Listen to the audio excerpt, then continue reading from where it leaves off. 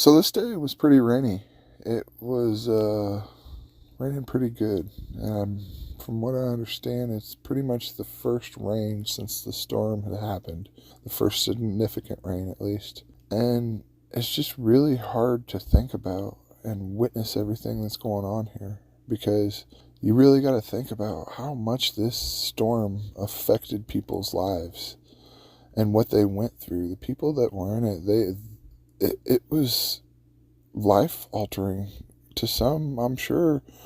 I mean, to everyone involved, it felt like the end of the world, I'm sure, because you can't go anywhere. All the roads were blocked. Everywhere you go is just dangerous and treacherous. Every little tiny stream turned into a raging river, and so there's runoff on mountains all around everywhere. So you're basically blocked off and confined into whatever little area you're in, and everywhere you look is just destruction. And you're seeing people's houses get ripped away in the river, and people you know and love, and you're just seeing everything destroyed around you, and trees coming down, and landslides. These landslides were terrible. They washed away homes, and they're just the most terrifying thing ever because you don't know when the land's going to give away. You can kind of judge and guess and see if there's a stream and go, okay, well, that stream's going to have the ability to blow up, or you can see the water running there, and you know that it's a dangerous spot because it's obvious because there's just such a raging river.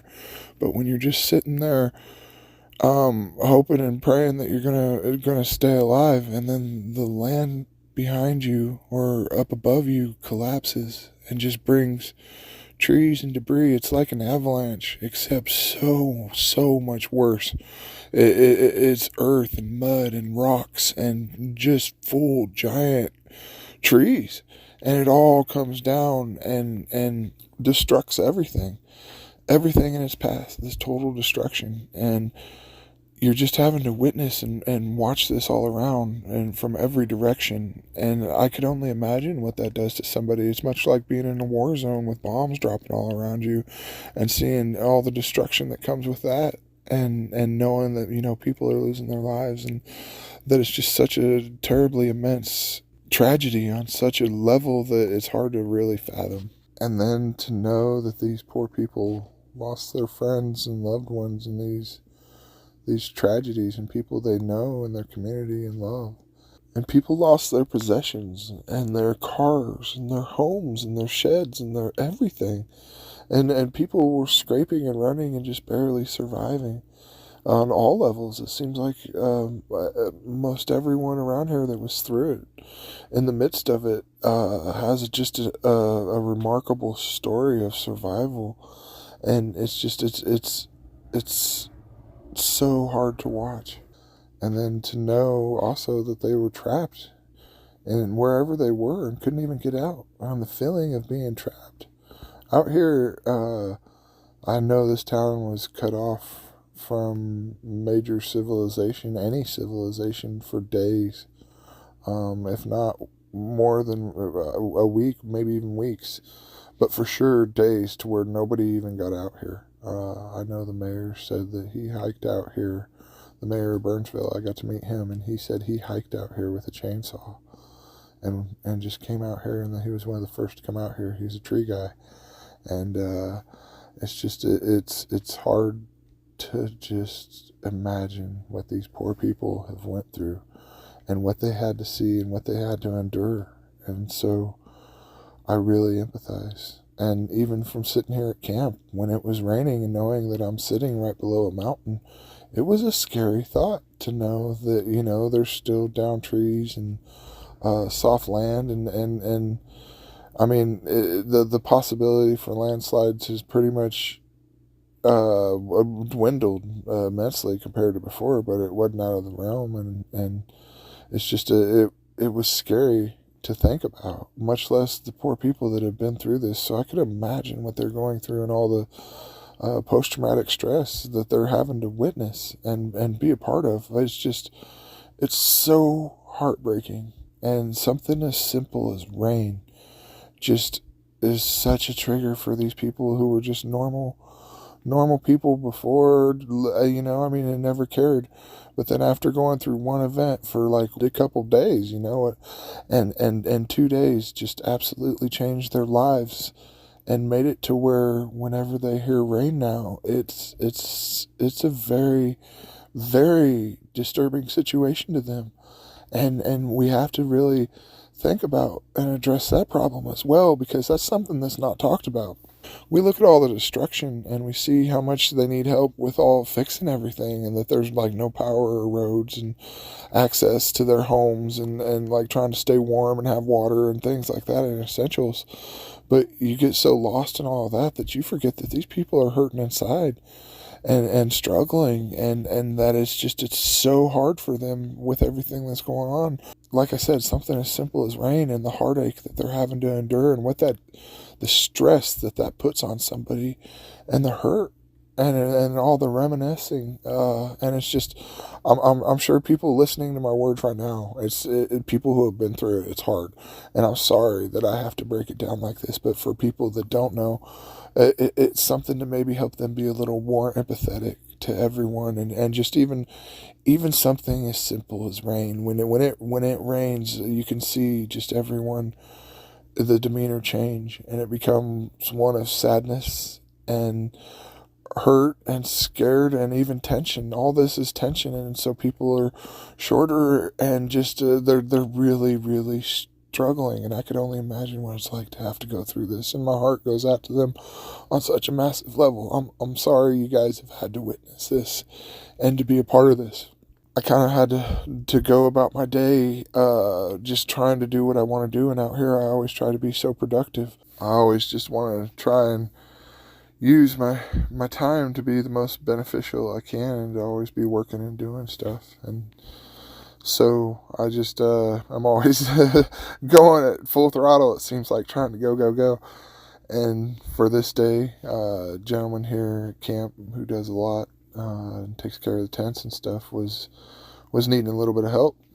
His back was hurting him, and the rain, I know, the barometric pressure, sometimes people who have been through a lot, it really starts to hurt him and cause some problems. So he was struggling there, and I wanted to go help him, and so I was helping him a little bit. And they needed help building shelves, and there's just always a million places that need help and everything. I mean, like I said, we're always a puzzle piece, and you never know where your puzzle piece is and where you're going to fit in for the day. And I'm just, like I said, I always try to be productive and figure out what I'll do, and whether it's pouring concrete or mucking basements or driving a dump truck or whatever. I don't have any one specific job. I just rotate and roll with it.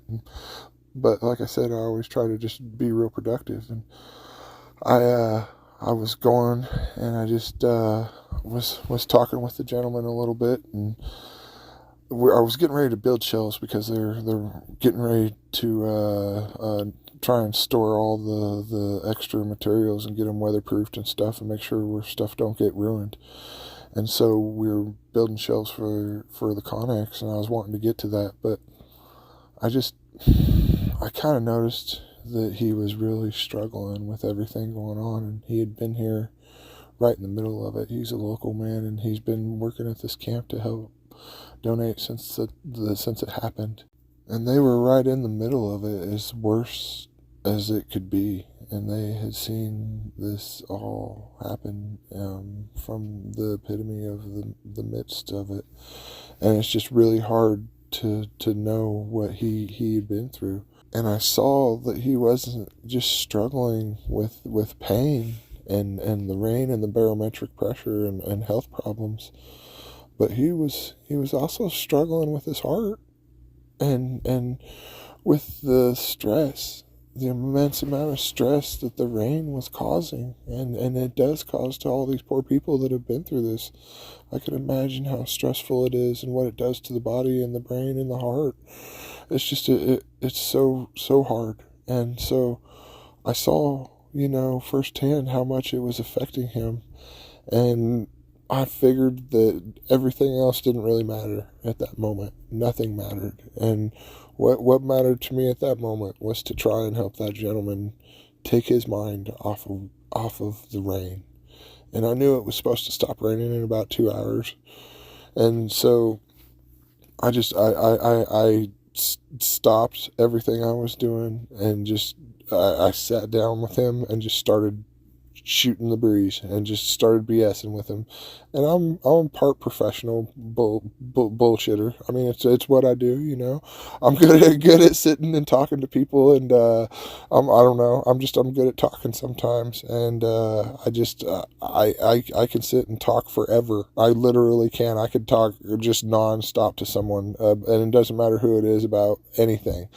I'm a talker sometimes, and I made it my goal to try and cheer him up a little bit and just let him talk and just let him take his mind off of it. I did everything I could to not talk about the rain or the storm and just dug into his life and his history, and I really learned a lot about the man and the things he had seen. And it's always great to learn somebody else's perspectives and life story. I really love learning about other people anyway, and so it was really great, you know. I mean, I got to learn about this man, and I got to not get in the rain and work in the rain, and I got to really just help him work through his stress that he was having. And all I wanted to do was help take his mind off of it, and I think I did all right at just making him focus on something else. And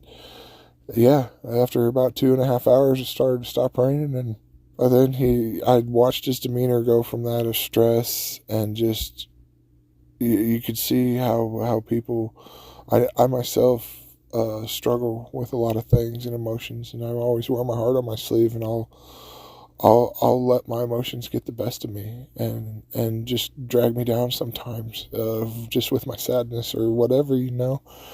And I could kind of tell that he was, you know, just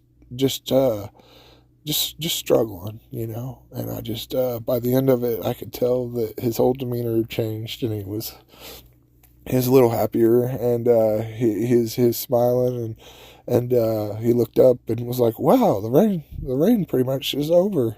And at that point, it pretty much was, you know. And you know, it was just a lot better situation at that point, and I could tell he felt a lot better, and it just that was my puzzle piece for that moment, for those 2 hours. I just had to stop everything I'm doing and just sit down and just try and talk and just talk. I mean, that's what I needed to do, and that's what my puzzle piece was for that moment. And you got to just do that out here. You never know when anything is going to happen, or what job you're going to need to do, or be called upon to do, you know. I mean, it's just it is what it is. And so sometimes you sit in traffic for an hour and a half, or sometimes you sit down and talk to a friend for 2 hours, 2.5 hours.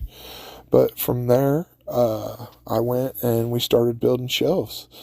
And once the rain quit, it was time. Stacy and his brother Randy, I got to work with those guys, and they're freaking awesome. I love working with them so much. Like I said, they're local guys here. I think they're from around an hour away or something like that, maybe a little bit more. But they just come down every weekend. They have their normal jobs, their 9 to 5, where they work all week, and then on the weekends they come here and donate time all weekend, and they are just so freaking awesome. They are a dynamic duo that come in and just destroy stuff, whatever it is. When I work with them, I know that we're going to kill it and get done. And we've mucked basements, we've poured concrete, and then this day we built shelves. And so the shelves were like they were made to hold the containers for storing stuff. So the black and yellow storage containers, great big ones, and it's just a system that's set up where you can just slide them right in, perfect, and slide it all together. But it's a lot of tiny little pieces screwing it in, and I'm telling you what, we threw down. We did an entire Connex of these shelves, and while that may not seem like very much, I'm telling you what, all these little pieces and all the screwing we did, it felt like we were the Amish and we had built a barn in one day. I honestly felt like we framed an entire barn. We went through 4 5-pound boxes of screws, if that tells you anything. A 5-pound box of screws is a lot, and we went through 4 of them. And so we started out just killing it, and did a big part of the building, and then we realized we didn't have materials or lumber. So I scooted out as fast as I could and went to Summit and got a bunch of lumber from Summit, the building supply place, and we just went to town, finishing it up, and made all those shelves, and we worked right till dark, and even a little bit in dark, just trying to finish up and get it all done and get everything ready to go, because they're needing to get everything packed in there as quick as they could to try and just make sure everything's taken care of. And all the donations and stuff are just categorized and in a safe spot.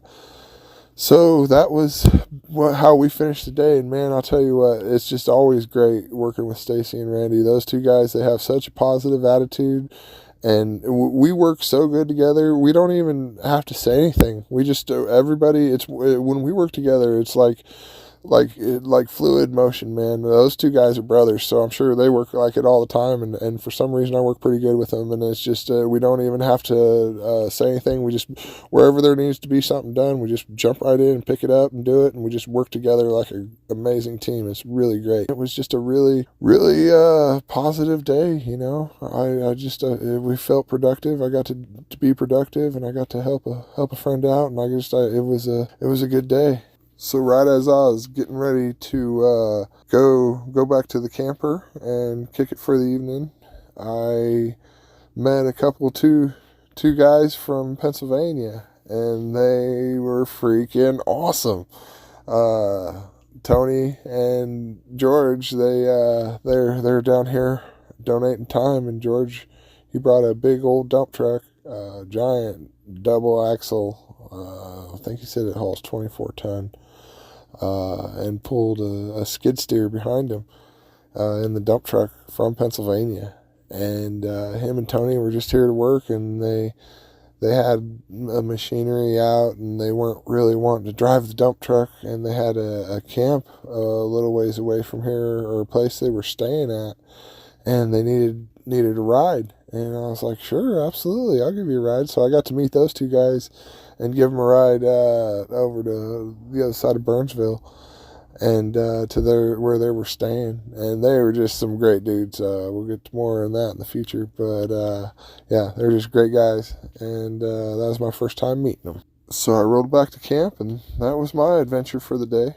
So yeah, I appreciate everybody keeping up and following along. Feel free to like and subscribe, and follow along on my journeys. Thanks, everyone.